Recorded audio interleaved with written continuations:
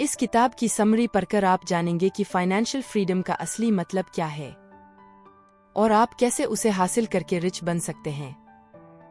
दोस्तों, हम में से बहुत से लोग सारी जिंदगी जॉब करते रहते हैं, यह सोचकर कि एक दिन हमारे पास बहुत सा पैसा हो जाएगा, हम अमीर हो जाएंगे और फिर लाइफ को एंजॉय करेंगे। लेकिन जॉब करते करते हमारी जिंदगी बीत जाती है, फिर भी हमेशा पैसे की कमी महसूस होती रहती है। और अगर हमारे पास पैसे हो भी जाए तो हमारे पास एंजॉय करने का वक्त ही नहीं बचता। जिंदगी में बाकी जिम्मेदारियां भी हमेशा हमें घेर कर रखती हैं। तो ऐसे में फाइनेंशियल फ्रीडम हासिल करें तो कैसे? आगे इस समरी को पढ़कर आप यह सब जान जाएंगे। Financial freedom. आइए सबसे पहले समझते हैं कि फाइनेंशियल फ्रीडम होती क्या है। लेखक कहते हैं कि फाइनेंशियल फ्रीडम के 3 कंपोनेंट होते हैं। 1. Wealth, 2. Free time, 3. Good health. आइए तीनों को संक्षेप में समझते हैं। 1. वेल्थ। सबसे पहले फाइनेंशियली फ्री होने के लिए आपके पास बहुत सारी दौलत होनी चाहिए, तभी आप ऐशो आराम से रह पाएंगे। 2. Free time. दूसरा, आपके पास बहुत सारा फ्री टाइम होना चाहिए ताकि आप अपनी दौलत को एंजॉय कर सकें।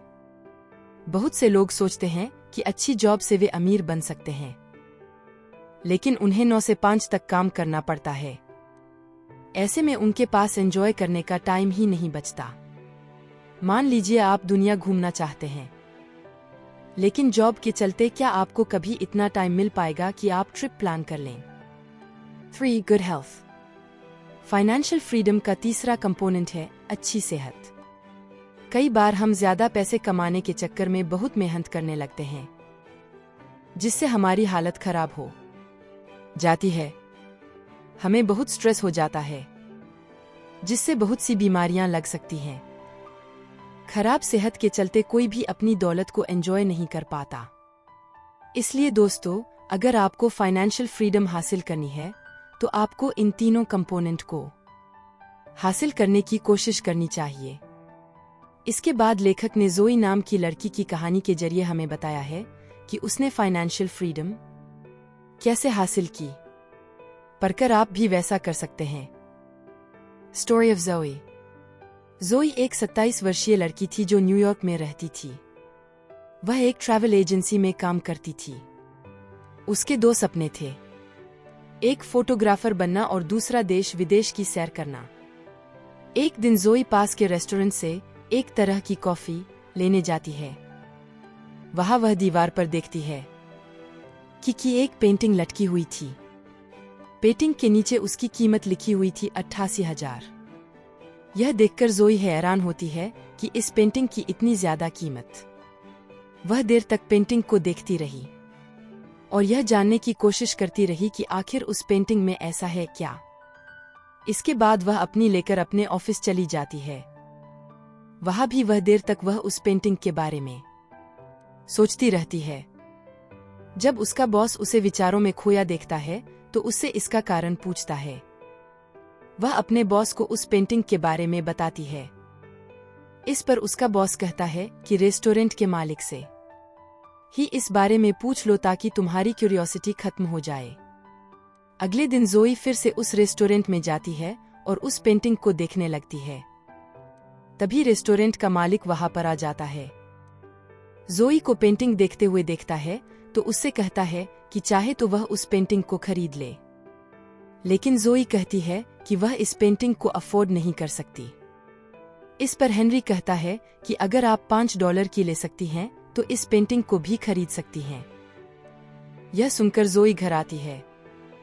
उसे हेनरी की बात का मतलब समझ नहीं आता, लेकिन अचानक से उसे इस पहेली का मतलब समझ आ जाता है। अगर वह न पीकर घर से कॉफी बना कर ले जाए तो एक दिन वह इतने पैसे बचा सकती है कि उस महंगी पेंटिंग को भी खरीद सकती है। इसके बाद जोई सेविंग्स करना शुरू करती है और अपनी फाइनेंशियल फ्रीडम की जर्नी शुरू कर देती है। वह फोटोग्राफी का एक सस्ता सा कोर्स कर लेती है और इंटरनेट पर भी काफी कुछ सीख लेती है।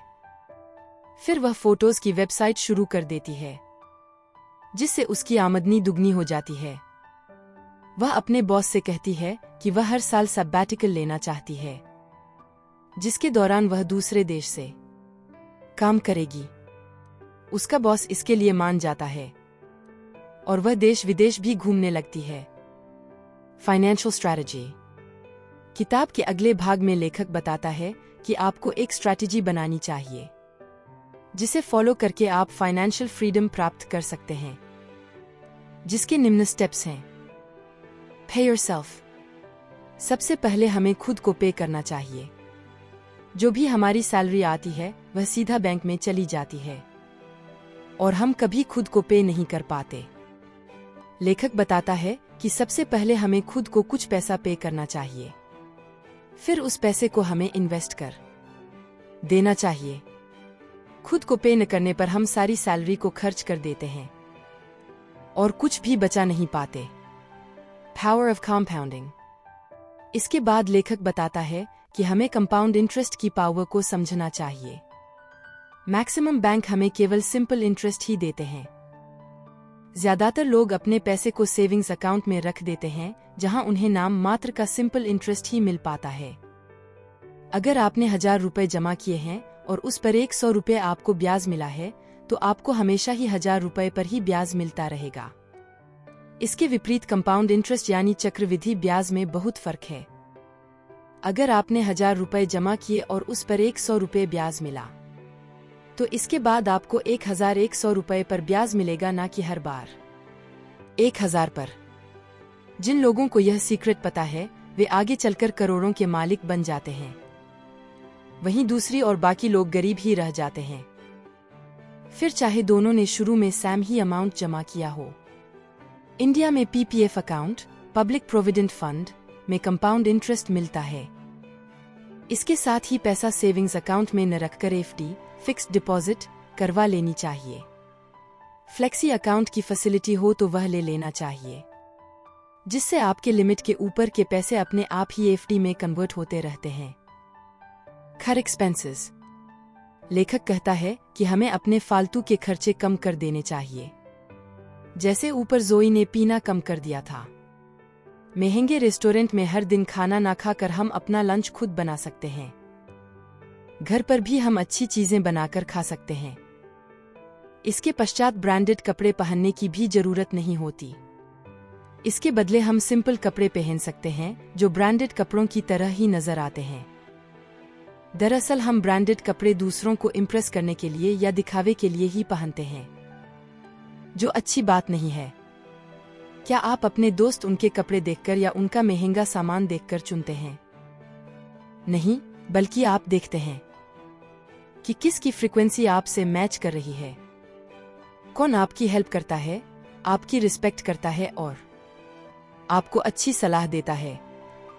इन्हीं बातों से लोग सही मायनों में इम्प्रेस होते हैं, ना कि दूसरों के कपड़ों आदि से। इसी तरह थोड़ी दूर जाना हो तो गाड़ी का इस्तेमाल न करके पैदल जा सकते हैं। बहुत से युवा जॉब लगते ही एकदम से गाड़ी खरीद लेते हैं। इससे अच्छा है कि पब्लिक ट्रांसपोर्ट का इस्तेमाल किया जाए। 5 लाख की गाड़ी लेने से आप बैंक से लोन लेते हो और फिर बैंक को ब्याज देने लगते हो। अगर उसी 5 लाख की आप एफडी करवा लें तो उल्टा आप बैंक से ब्याज लेने लग पड़ोगे। जब आप इस तथ्य को समझ जाएंगे तो आप एक दिन फाइनेंशियल फ्रीडम हासिल कर लेंगे। जबकि आपका गाड़ी लेने वाला दोस्त शुरू में तो अच्छा फील कर सकता है, लेकिन धीरे धीरे जिंदगी में आगे चलकर उसे हमेशा पैसे की कमी रहेगी। इसलिए कुछ देर रुक जाए। जब आपका 5 लाख बढ़कर 10 लाख हो जाए तो गाड़ी ले सकते हैं। अब उस गाड़ी लेने के लिए आपको लोन लेने की जरूरत नहीं रहेगी और वह गाड़ी एक तरह से आप फ्री में ले लोगे, उस पैसे से जो बैंक ने ब्याज के रूप में आपको दिया होगा। ऐसे ही आप घर के लिए कर सकते हैं। Power of automation. इसके बाद लेखक कहते हैं कि आप अपनी जिंदगी में ऑटोमेशन लेकर आएं, जिसका मतलब है आपका काम आपके बिना भी ऑटोमेटिक रूप से चलता रहे। जैसे नेटफ्लिक्स में अपने आप ही सब कुछ होता है, अपने आप ही आपके पैसे कटते हैं, आपको ईमेल आते हैं और आप फिल्म या वेब सीरीज आदि देख पाते हो। वहां कोई भी आदमी नहीं बैठा होता। ऐसे ही आपका फोन रिचार्ज होता है। ऐसा लगता है सब कुछ ऑटोमेटिक तरीके से हो गया। आप भी इस ऑटोमेशन का फायदा उठा सकते हैं। बैंकों का सारा काम घर बैठे नेट बैंकिंग से कर सकते हैं। आपको बैंक में जाकर लंबी लाइन में लगने की जरूरत नहीं है। इससे आपको बहुत सा फ्री टाइम मिलेगा, जिसमें आप लाइफ एंजॉय कर सकते हैं। ऐसे ही आप ऑटोमेशन वाले ऑनलाइन बिजनेस शुरू कर सकते हैं। ऐसा ही एक एग्जाम्पल ब्लॉगिंग का है। एक बार अगर आपने अपना ब्लॉग या वेबसाइट बना लिया तो उसके बाद वह ऑटोमेटिक ही पैसे कमाता रहता है। ऐसे ही मार्क जुकरबर्ग फेसबुक से सोते सोते ही पैसे कमाते रहते हैं। Don't wait for money. दोस्तों, रिच लाइफ एंजॉय करने के लिए आप रिच होने तक का वेट ना करें। यह ना सोचें कि मेरे पास जब बहुत ज्यादा वेल्थ हो जाएगी तब आप लाइफ एंजॉय करना शुरू करेंगे। तब तक कंजूसी में या पेट काट काट करना जिएं। इसके विपरीत आप आज से ही लाइफ एंजॉय करें। इसके लिए लेखक कहता है कि आप अपने बड़े गोल्स को छोटे गोल्स में बांट लो। जैसे अगर आपको घूमने का शौक है तो पहले आप अपनी कंट्री के ही स्टेट्स में घूमना शुरू कर दीजिए, जहां आप आज तक नहीं गए हैं। हफ्ते में एक बार अच्छे रेस्टोरेंट में खाना खाइए। हफ्ते में एक मूवी देखिए। हर दिन फ्रूट्स खाइए, इत्यादि। इसलिए जरा सा माइंडसेट बदलकर आप अपने ककून से बाहर आइए और जिंदगी का हर दिन मजा लीजिए। Myths about money. अंत में लेखक मनी से जुड़ी कुछ झूठी मिथ्स के बारे में भी बताता है।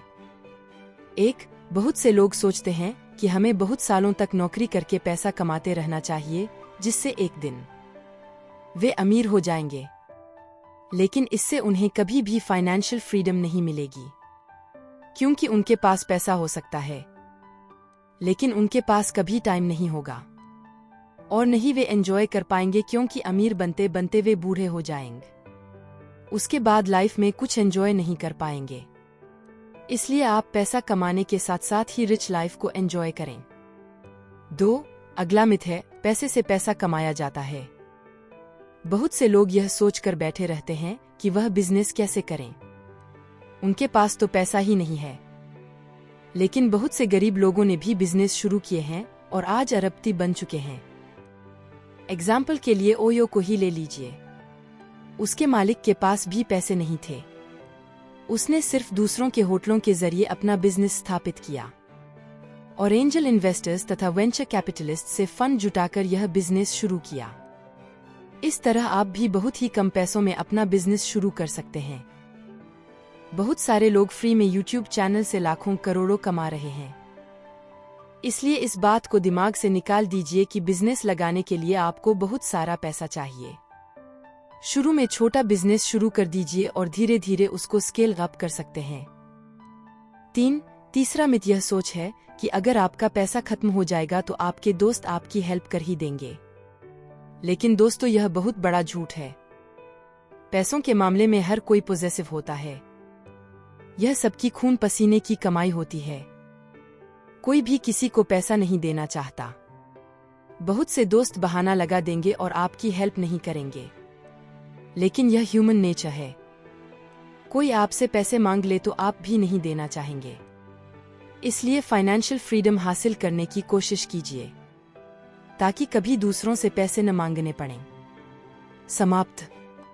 दोस्तों, यह समरी, द फैक्टर समरी आपको कैसी लगी, नीचे कमेंट करके बताएं और मुझे प्रोत्साहन दें। हो सके तो इसे शेयर भी कर दें। इस किताब के प्रिंसिपल्स का इस्तेमाल कीजिए और एक दिन आप भी फाइनेंशियल फ्रीडम पा लेंगे। धन्यवाद।